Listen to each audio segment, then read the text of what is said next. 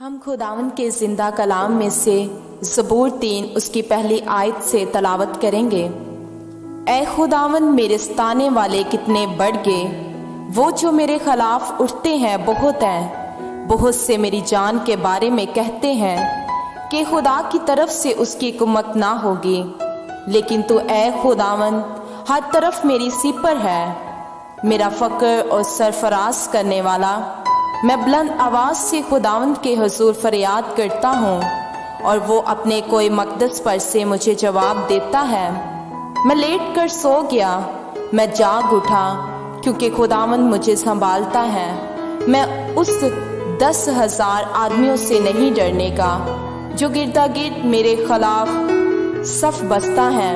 اٹھ اے خداوند، اے میرے خدا، مجھے بچا لے، کیونکہ تو نے میرے سب دشمنوں کو چپڑے پر مارا ہے۔